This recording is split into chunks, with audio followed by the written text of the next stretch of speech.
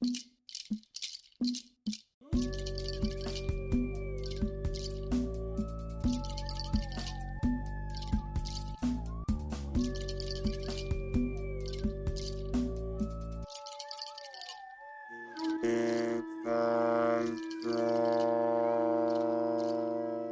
everyone. Welcome back to Quetzal Tock. We have a special guest here, Robert Vega Jr. Thank you, brother, for having me in your house. And You're more than welcome. Happy to be here and talk to the community. hell yeah, yeah. Well, you seem to have like a big impact on the community. Because you help rehabilitate like kids, right? That are in I guess aren't doing too well or in. Yeah, any kind of kid. I have a pretty strong past. So when I go to juvenile detention centers, the chief there says, hey, we try to help them till we're blue in the face, but they always retort, Mister, what do you know? You never been through what I've been through. And I have. So that's why they like to invite me because, I don't want them to go through what I've been through to learn lessons. So I very much love investing in empowering the youth and adults as well. But of course, and I just enjoy sharing what I can contribute, my little granito in the world to, empower and inspire. Yeah, hell yeah. I mean, you're really inspiring, bro. I mean, you had quite a life, it seems. I mean, you got convicted and sent to jail and Prison, yeah. damn, man. And 10 how years. long were you in there? 10 years of my life. Last 6 years were in the hole. So I've been fighting 31 years. And so, I had changed my life, and I was a gangster back in the day. It was pretty big thing here in El Paso, and I got caught up in that. And so after a lot of craziness and a lot of stories, I finally changed my life. And I was going to school, working 2 jobs when a neighborhood drunk decided to commit suicide, and he jumped in front of my truck, and I was sentenced to 20 years. So I did 10 years of that and 6 years in the hole. Because in prison, I was empowering people how, like from El Paso and Juarez, how to fight, how to defend, because it's you never know if you're gonna live from one day to the next. It's do or die. You got people with life sentences that are never coming out. They don't care. You got giants, 6'7", 300 pounds of muscle that'll rape you in a minute if they can. So everybody's working out, so you better be working out too. And most people don't know how to fight. They got some crazy and they got some aggression, but they don't know how to fight. So I was teaching El Pasoans and Raza from Juarez también, El Paso. We would stick together in prison, and I guess the state didn't like that, so they put me in solitary and threw away the key. Where I was there for almost 6 years in the hole. Damn, man, that's harsh. And how did you get out? Well, it was a crazy existence there in the hole, man. Some people, took their lives. It was not uncommon for a body to be dragged out to run, or people to be screaming and, gas bombs. You're starving all the time. There's no TV. I wasn't even allowed a phone call for 7 years. So you had the largest maximum security penitentiary in Texas, 5,000 man unit, East Texas, Coalfield, no AC in the summertime. By Louisiana, 100% humidity, talking about 118 degrees, just dripping sweat from 7 in the morning till 2:30 at night, and they wouldn't bathe you for months. Damn, man. It was pretty hellish existence. I couldn't get any worse. In winter, no heating. There was no heat. It was 8 degrees, and you had to literally like move and work out to not freeze. And then the few times that you would get to bathe, the guards would be cruel. Not all of them, but most of them. And that's how they would get away from showering everybody, because you had 4 tiers, 22 people each tier. So you're talking about, 88 people, And so it was a task for them to shower everybody when they would, like every couple months or something. And then what they would do, if it was summertime, 118 degrees, you're like, you haven't showered for months. You want to feel clean, feel human, okay, yes, I want to go shower. So they handcuff you through the food slot, escort you there, and then they'd lock you in there. They go to the boiler and turn off all the cold water and turn the boiler all the way up where it's boiling, and you can't even touch the water. And so you're like, I want to shower. Oh, damn, man, that's mental torture. Up, mental torture, man. It's like, take me back to my cell. Like, you're so looking forward to that shower, and you can't even touch the water. And then in the wintertime, same thing. So they would like, oh, what, you refuse? Oh, and then they check it off that they did their job. I asked him, he refused. And they go down the run, and plus they refuse everybody. Yeah, se tiran barra. You know, and then wintertime, same thing, 8 degrees. Take you out 6 a.m, sun's not even out. I'm sure, oh, yeah, I want to feel clean, you know. It's like, you need to feel clean, you know. And finally go in, and they go turn off all the hot water. And this is ice. At least like that, you could get in there.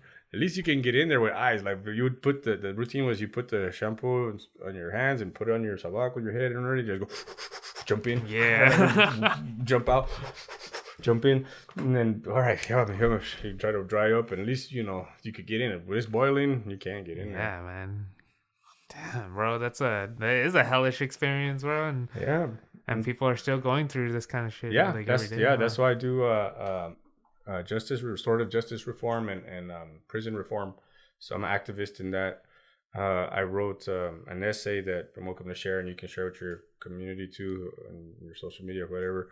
I can send it to your email on reformation of the American injustice system, because I was a changed man. Nobody cared. Nobody cared. I was denied parole again and again and again and again. Oh, you did this 15 years ago, huh? Oh, okay, and you're not worthy for parole. Like, dude, don't you care to know anything about my disposition? You know, there's no psychological examinations. I mean, there's people in prison that shouldn't be out here. I wouldn't want to around my friends or family. They belong there.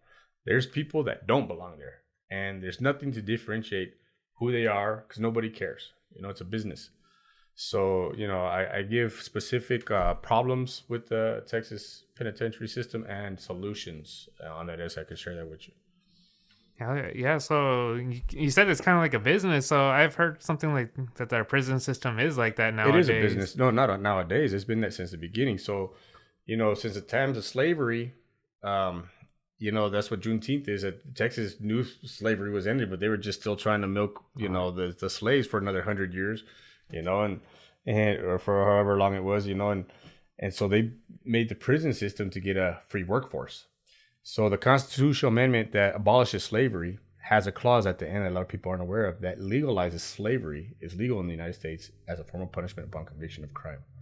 Other states will at least pay you 25 cents an hour or something. Hey, okay, cool. At least you get some kind of commissary or something. But not Texas. You don't get nothing. You're forced as a slave to labor if you're physically able. And they own more land than anybody in the state. That's the penitentiary system. And they have multi-million-dollar workforce, and they feed it feeds all the inmates, but the rest is sold as surplus for. It's a business. It definitely is a business. That's ugly, bro. That's a reality. It's a reality. So you know, the system is just all jacked up right now. So you know, it's like first thing they do.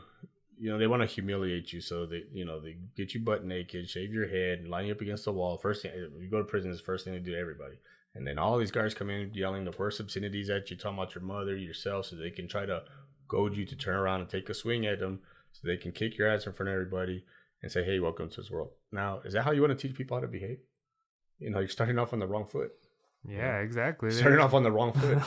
You know, and so they encourage guards to treat you like the worst animal. The concept is that to make it miserable and hellish so that you never want to go back, but you're creating monsters, creating people that hate, that you know, bitter. You're creating monsters that why the hell am I even trying to change if you're still gonna treat me like this, you know? And I've seen it. Yeah, and then especially like you said, if you're then there for like 10, 20 years, like I mean that's gonna be conditioned into you every day. Right, exactly. Yeah, there's man, I got so many stories, man, and you're gonna bring me back to share some because you can only share so much at a time. Oh yeah. But you know, I guess myself, when I was 22 years old, I got sentenced 20 years in prison, and my mom fainted in court.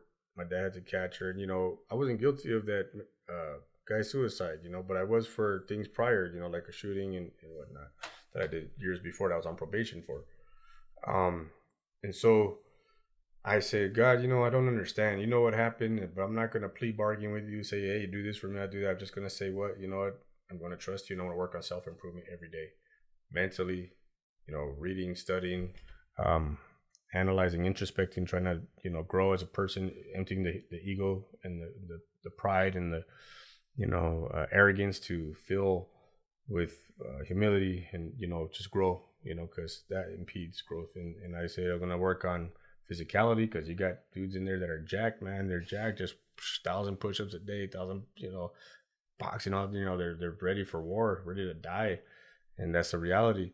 And spiritually as well, because, I prayed a lot and I wanted to get closer to the divine. And that was I had no fear, because I trusted that. It was total. It was like, okay, because I already faced life and death many times. I wasn't scared to die, but it's good to decide, like, if I want to die, I'm going to die with dignity, or, groveling up like a man.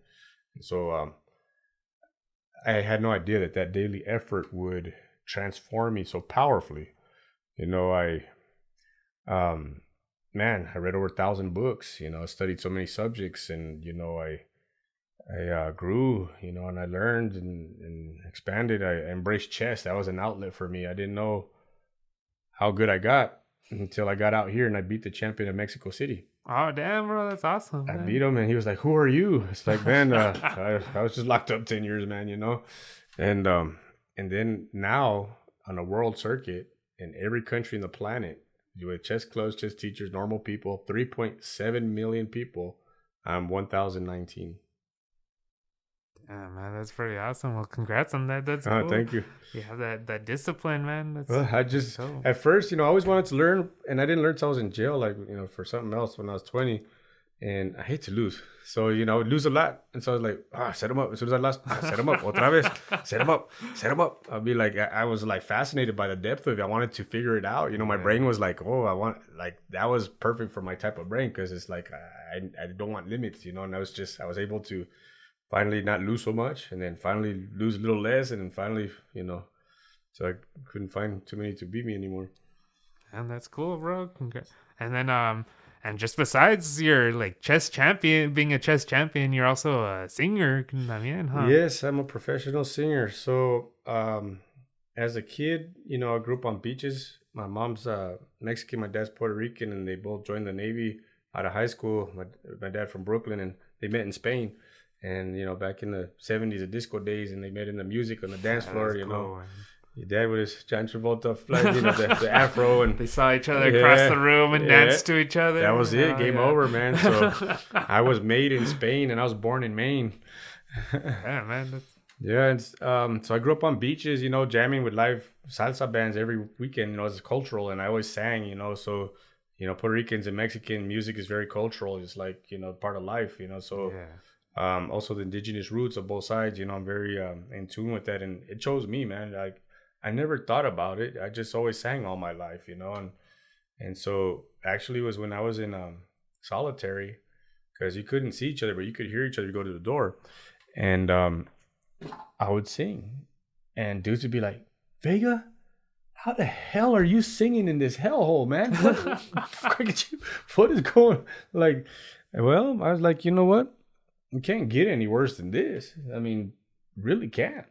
But God still loves me. So I can smile, I can sing, and, everything else is a blessing. And I take it a day at a time. Every day is a gift of a new beginning, new hope, new inspiration, new ganas, and every night is a gift of an end. It doesn't last forever. So I can lay it to rest and sleep with a smile, and I can sing. They're like, órale. Like, Vega, can you sing us a song? And that's when it smacked me in the face, like, what? Something I can do can bring a little drop of relief or respite to a place where there's none? Like, wow, that's powerful. It's like, man, God, what are you telling me? And so I would write poetry. I didn't know I could write poetry, man. I didn't know that. Sitting alone for 6 years, well, gosh, you discover a lot of things. Like, I contemplate everything the brain can contemplate times 1,000. I mean, I expanded too wide mentally. That was my escape. And so, imagine, yourself or listeners, lock yourself in your bathroom for 6 or 7 days and don't go out. No internet, no cell phones, no TV. Just, you can have some newspapers and books, and I bet you your bathroom's bigger than the cell I was in. That's probably go crazy after 6 or 7 days. I was hearing people talking, oh, I'm in prison in the pandemic and their big luxurious houses. I was shaking my head like, what? You're in a fancy house with TV and baths and air conditioning and pizza you can order. Shut up. A nice comfy I was like, bed shut and up. stuff. Yeah, I was like, dog come on. right next to you. Like, man, you go outside, you can see the sun. Yeah. I didn't have sunlight. I was so white, man. I didn't get sunlight. I wouldn't bathe for months. Like to me, the privilege of just being able to bathe when I want. Now, I have my home here. This is my house. I live by myself, my dog, single dad. Um, so that I can go to my bathroom and adjust the water how I like it when I want.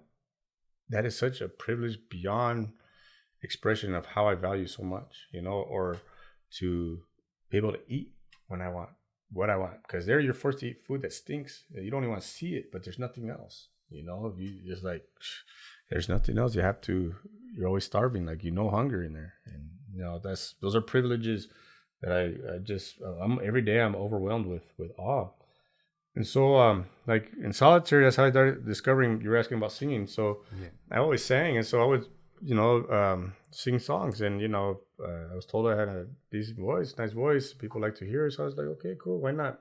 I'll share that. I don't mind. I've never been shy, you know.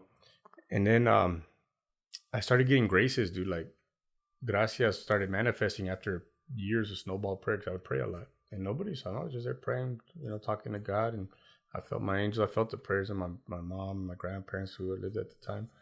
And I started getting visions. I started getting gracias. I hear music. I was like, oh man, it sounds so nice.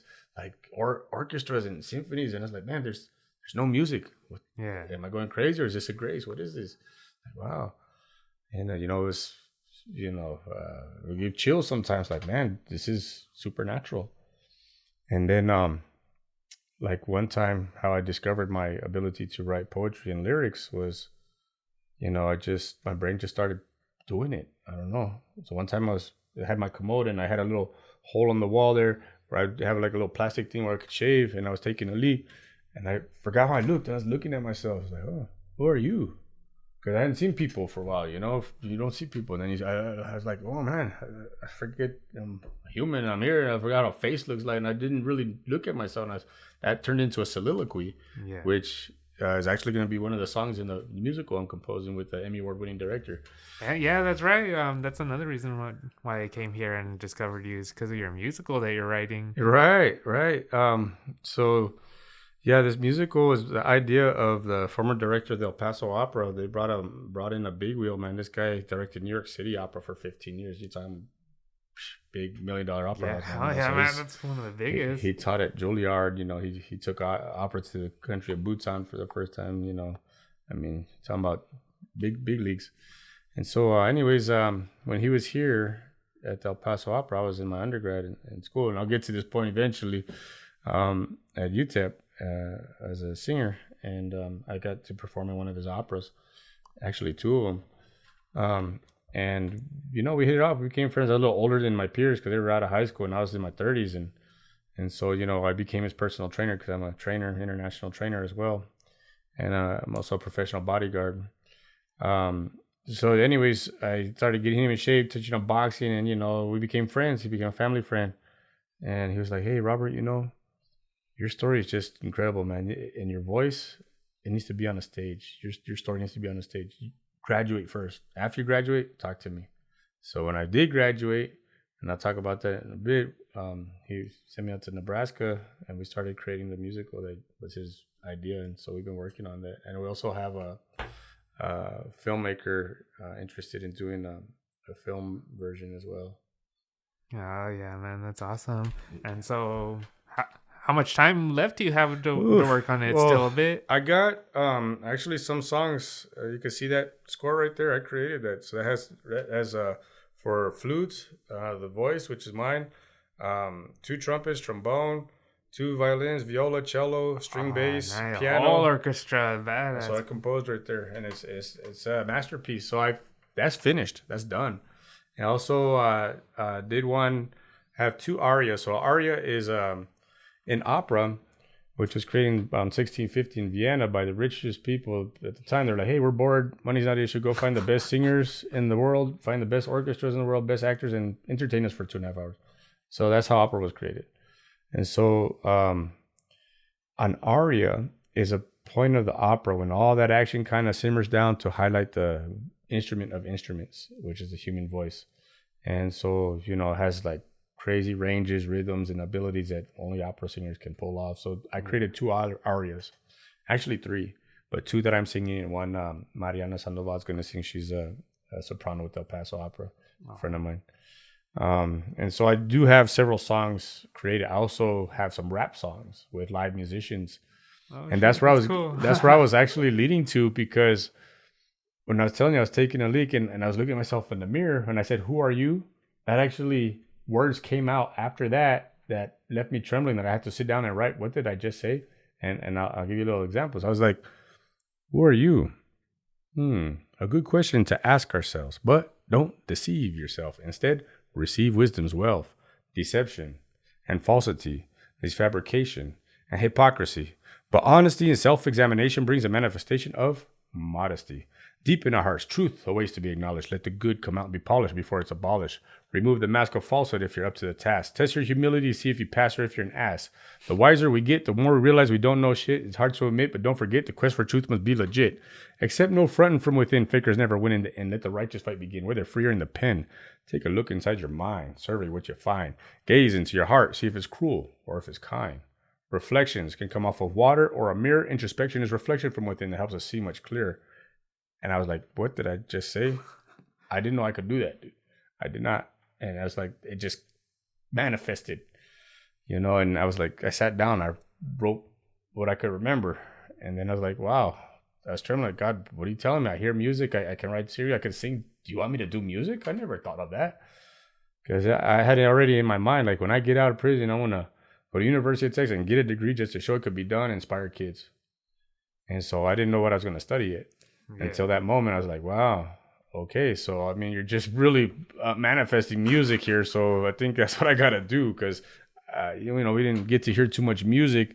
And what I heard was just so crappy on the radio. I was like, this is on the radio? What? This is horrible. I was like, man, I can write lyrics. I can sing. I can create music. Why not? But it's hard to battle the music industry, it's too commercialized. And so after I said that, I was like, is there anything more? Let me go see. So I looked at myself in the mirror again. And I was like, Taking a few seconds, I review my recollection. Now I learn from life's lessons, but before was a fool with no direction. Countless enemies, burning buildings, and shooting sprees in EPT. Lost in chaos, had a PhD in insanity. I slept with a pistol grip 12 gauge at a crazy age. It was a favorite of mine. It was my 9mm Tech 9 that got me 9 years of time. I tolerated no lip flap, but I never hid behind a gat jack. I'd fight many foes all at once just for the highest scrap jack. A few times I stared death dead in the eye. It's a miracle on my life. God's hand I know, recognize, and know because of him I didn't die. For years I'd ask why, but could only trust in his will. The bill for my folly is costly and I'm paying it still. It's we who decide to walk along the wrong path of life. The fee brings strife, but you're damn sure going to pay the price. And it kept going on and on and on and on. I'm like, man, I didn't know I could do this. It was strange, yeah, man. That's cool. You get the inspiration flowing through you. Right. That's cool. That free flow. A lot of artists die for it, want that, and very few people have that flow. It's a gift, it's a grace. I recognize it, just, when you spend time with God, he starts gracing you and nobody deserves it. Damn, that's fascinating, man. So yeah, you have a lot of humility and you seem to be very grateful for like everything, despite everything that happened. So that's cool, man. I teach my students, with formidability, it's a responsibility to have equal humility, to be balanced. Otherwise it's just arrogance. That's no good. So I don't know if I have any pictures of my gym, my boxing team around here, but we have the pit bull and a indio, looking strong, but we have hummingbirds as a balance, and so I teach them that concept because Kung Fu is one of my base. I've been doing Kung Fu for 31 years, so Kung Fu is, they're very formidable monks, but they're very humble. It's something that is necessary because confidence is great, yet without the balance of humbleness, it's just arrogance. That's no good. Yeah, that's true, man. Shit. Yeah, I guess you're also very wise, man.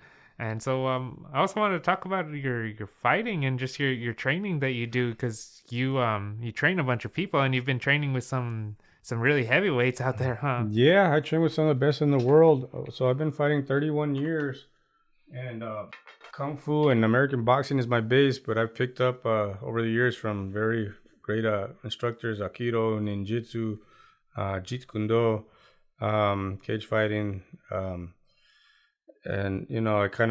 I guess developed my own craft.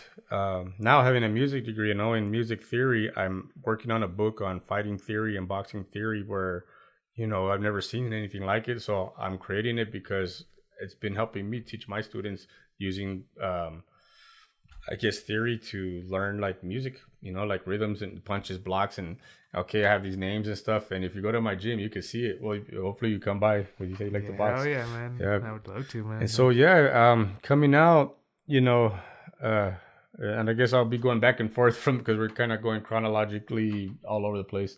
So I wasn't out too long, man, and I was a fighter, so I got God put me with the right people right away, So I met I didn't like so much visual stimulation, so I went out to see some salsa and chicks. I hadn't seen a woman, for all my Yeah. 20s, man, and so I was at this salsa club, Dominic's up there, and I didn't drink, I didn't drink for 22 years, and so I was there, and we went to the restroom, and a news guy, Marcelo Palermo, he's a radio jockey and a wartime journalist.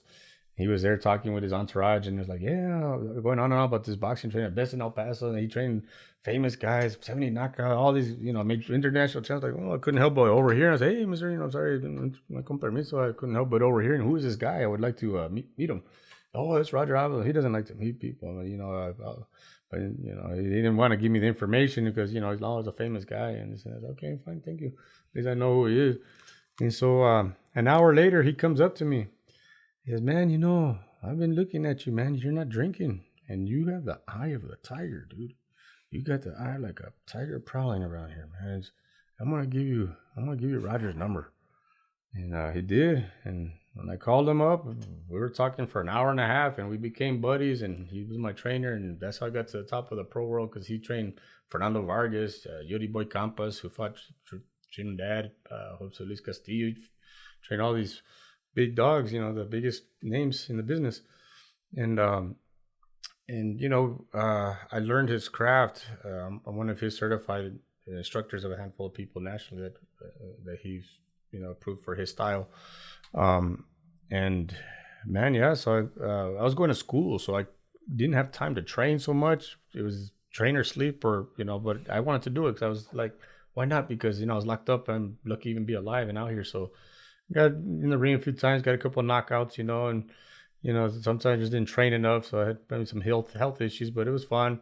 But I got to train in New York City with the Killer Bees, in Brooklyn, the All Black Gym, and it's just different school from wherever you're at.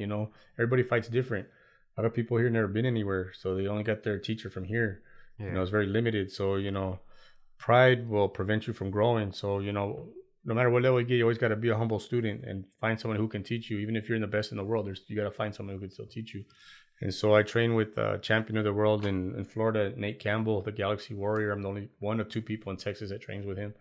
He's in Jacksonville, Nate Campbell. He had all the belts at 135.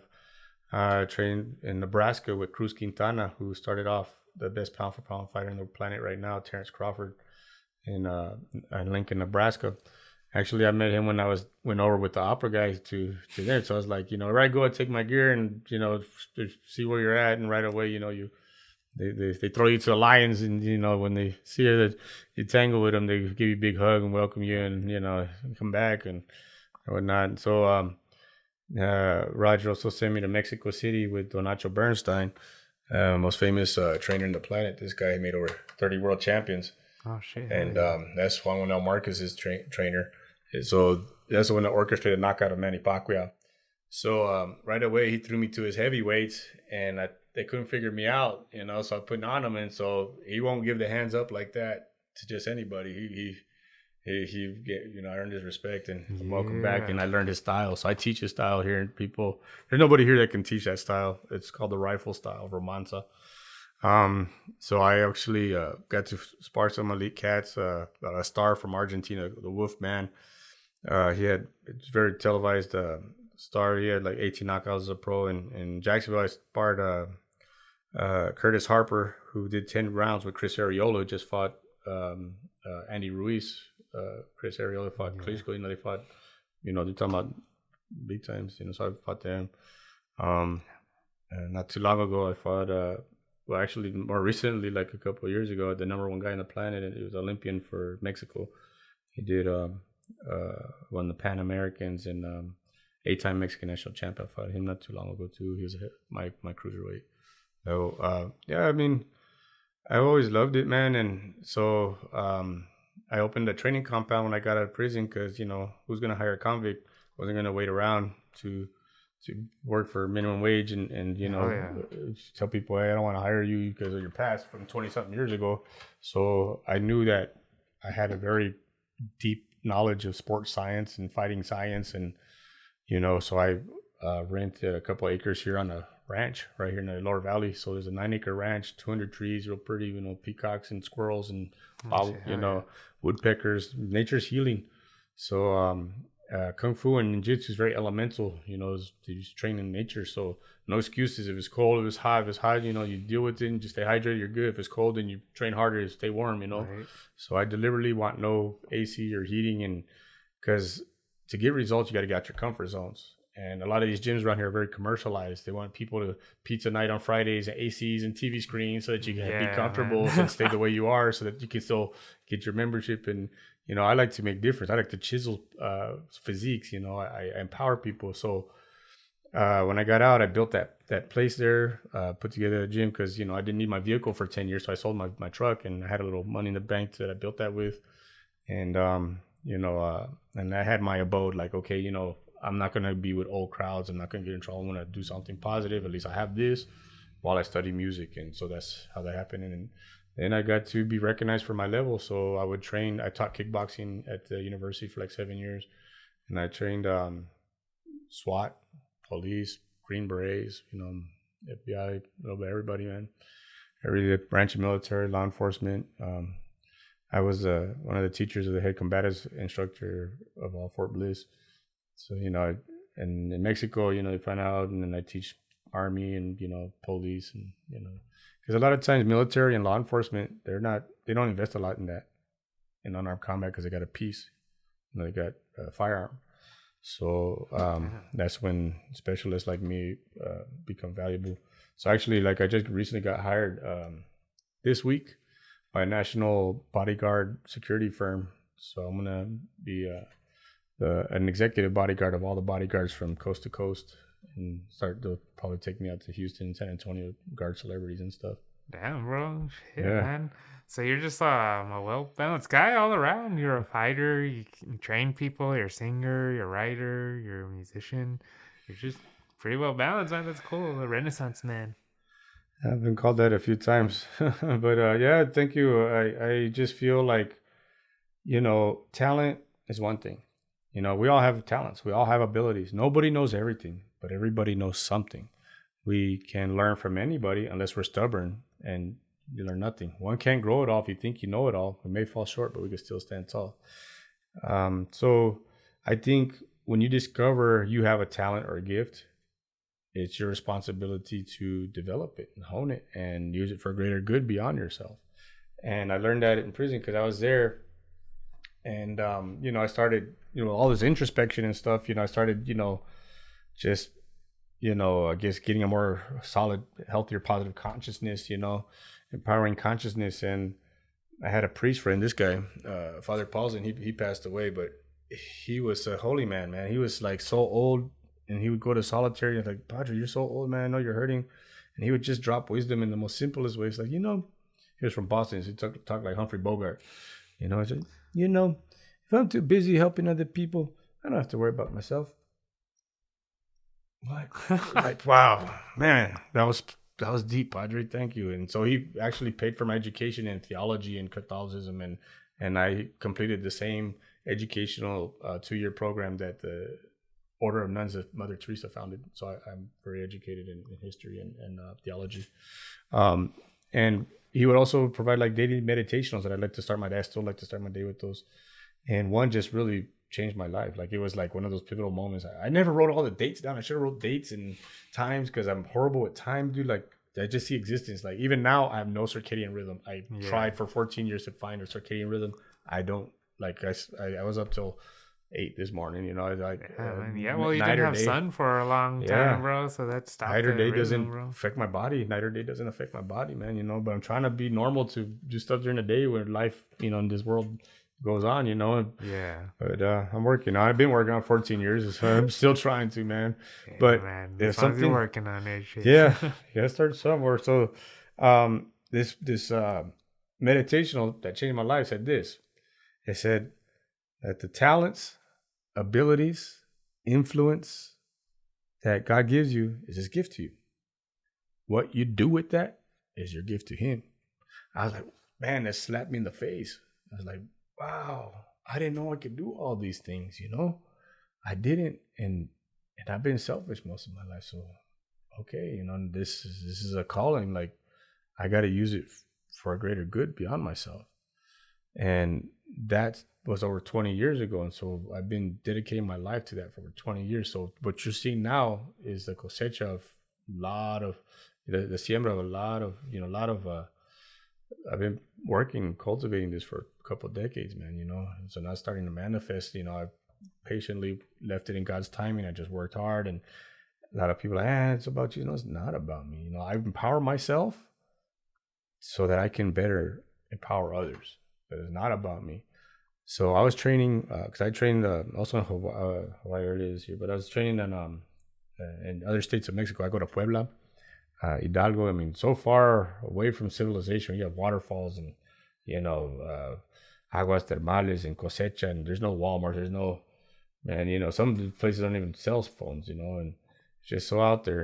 And I had met a lady when I was training in Mexico City, and we courted and actually fixed her paper, got married, and have a couple kids. And when she fixed her paper, she started turning toxic, and I just can't have that in my life. So she, long story short, she just whatever, manipulated to get her immigration status, and so divorced now and got 2 kids, one single dad. But anyways, where she lived was very beautiful, like so gorgeous. It was just like paradise, man. Green, cosecha, humble people. Just like, people not hip. Some don't even know what Facebook is, it's just so beautiful living. And I was in love, man, with that culture and that earthy, connection to the world. And people love me there. They're like, man, why don't you just stay here? You love it. Teach English, open a boxing school. You'll have it made. I said, no. I said, that would be great, but that would be selfish. I mean, I have too much to share with the world to just live the rest of my life in paradise somewhere. I can't do that. I can't. That'd be too selfish of me. Hell yeah, man. You got, like you said, you got to share your talent with the world and got to help other people. Exactly. So, so those 5.5, it was over 5.5, almost, it was 5 3/4 years in solitary were very, very transformational. Like, I was in a cocoon, man, and I was just, reading thousands of books and just studying and training and, learning and just biting at the bits to come out and do something good in this world, just to do anything, just to value what I took for granted, loved ones, people, everything, sunlight, just a bed, everything, man, company of a woman, so many things you took for granted back then, And so, I wrote some songs. So here's I'll share a little verse of a song I called TikTok. And I wrote it TikTok 15 years before the app was even thought of. So this is like 2006, 2005 that I wrote it.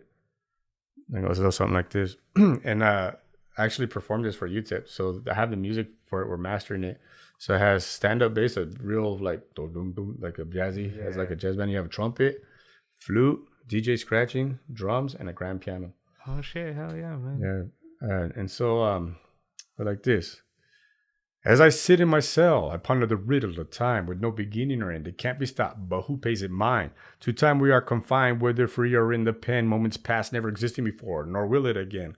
Life's too short to waste, dwelling on asses in the past. We must learn what we can and continue on with class. Some say they have no regrets, but that's bent. No one can say all their time has been perfectly spent. Man makes mistakes, but only fools never change. When we learn new things, we're no longer the same. The past can be changed, but we can reap its lessons. Combine that with aspirations to max action in the present. Time's a big mystery, thought on throughout history. Choice is ours to abuse it or to use it proficiently. Penitentiary gets old, it's been a long, hard road. It's time to go home and let new chapters unfold. Tick tock. Time won't stop as it strolls on down the eternal clock. Tick tock. Time won't stop. Sunset comes and then out the sun pops. The moon rises and down it drops, but what's popping now with the state of hip hop? Business gets rich off commercial slop when quality and innovation should be on top. Props to the old schools, put it down all around. Much now is superficial, it sounds fit for clowns. I put an end to it, it's time to renew it. Let's do it, revolutionize, create, put the art and soul back into it. Each day is a chance to revise and refine our mind, to rewind, adjust, to move forward, to express and redefine. Indeed, negativity can give youth the wrong impression. No matter what hood you're from, there's good to be learned from life's lessons. Much matters more than money, the best in life is free. Preferably, I dig my own style. Forget faking for conformity. I got nothing to prove. I'm not moved by fame. It's about loving true and respecting God's name. Tick tock. And there goes the chorus again. The last verse, I'll slow it down just, to get the lyrical content. Time's ticking. I'm done with this dungeon of mine. I leave this darkness behind to bask in freedom's sunshine. Held back so long, there's urgency to work hard on my redemption. Years spent in introspectional attention to head in the right direction. After a thorough inspection, I move on strong, a warrior to the end. Respect time. It could be foe or friend. Comprehend. Strive to fight with no fear, to make the most of our years. Since time ticks on and before long, we won't be here. Billions have lived and died before we came to light, right? More may after us, all is small in sight of God's might. On the eternal time chain perpetually entwined, only one link ties us all who are concurrently alive. Waste no time, but keep in mind from the day we're born to the hour we die, life flies by ephemerally like a blink of an eye. Yeah, yeah, man, that's pretty awesome. A lot of wisdom in those verses, bro. Yeah, you don't hear that on the radio. So you just hear about money, cars, booty, jewelry in the radio, and it's pretty superficial. Man. And that's what I'm combating, man. So hopefully, people will take a turn to something that's more substantial. Yeah, something substantial, something real with a real message and with real experience music, too. And real music. Yeah, there's a lot of wannabes talking about they do this and they don't do all that. And they'd be in prison or dead if they did, Right. Yeah, man, it's pretty horrible, the music industry nowadays. But like I said, it's just all about that money, and it's pretty easy just to get these like little artists that just want some fame and just to be used as the puppets for the industry. That's the reality I'm combating, which is it's a hard battle. But hopefully through avenues like this, I can share, and catch people's ear that hey, this is something that we need to take a turn towards embracing something like this. Hell yeah. Yeah, and then again, thank you for your time. And I know you have other engagements today. Yeah, we can continue another day if you like. Yeah, definitely. But before we go, is there anything like advice for people that want to say do something that they never thought that they could do? Do you have any advice on how to get started? Yes. Well, I hear a lot of times people says, "Oh, I can't do that. I can't." Well, you can predetermine the outcome without even trying. So how do you know? Go for it. Why not? Don't say, "Oh, I'm too old to this." No, man. I didn't learn music till my 30s, and it was just, not heard of for a guy 32 going to university. Hey, I want to get in music. I didn't even know what a note was. The professor's like, "Son, that's never been thought of, much less even attempted. Don't you know you got kids from high school been in this since grade school, middle school, and they can't even audition into this program? And you think you can get a degree? Don't you know you got a 90% dropout rate in music? And the average for a bachelor is 7 years. And for a senior, you have a 98% dropout rate. Don't you know that?" No, I didn't know that. But you can't tell me what's impossible. I shouldn't even be alive, So if God brought me to here, I trust in empowerment. I asked for opportunity. And I graduated with honors. And it took me 7 years, but I performed in 10 languages. I learned from doctors of singing, and I made history. I did the most versatile senior recital ever. There's a poster behind you. I did it in 7 languages in 10 genres, and I pulled it off. And that's never been done in Texas University history. And I did that after penitentiary to show kids that you don't put limitations on yourself. You want to learn something, you want to try something, go for it. So what I can offer the community is if you want to learn how to defend yourself, you want to learn boxing, you want to learn martial arts, you want to learn singing. We're actually in my singing office. I'm actually going to teach a singing student right now. It's at 4:30. And we have, you want to learn chess? Reach out to me and I'll help you with that. I can get you going. You got to start somewhere. And to get good at anything, you got to put in the work. For hard thing is finding a good teacher. And I know, I'm not too compatible with social things and computer screens, but I know that there's pretty much YouTube videos on everything now, right? So you can look it up and put in the work. Yeah, go for it. Why not? So what I would like to share with the community aside from that is never lose hope. There's always hope. Every day is a new beginning. Don't let a bad thing detract from the countless thousands of good things. Because sometimes, there's no bad days for me. No matter what happens, we're still blessed, man. Life is still good, and there's just so much to be grateful for. Also, never stop learning, because life never stops teaching. Oh yeah, man, that's a good note to leave on.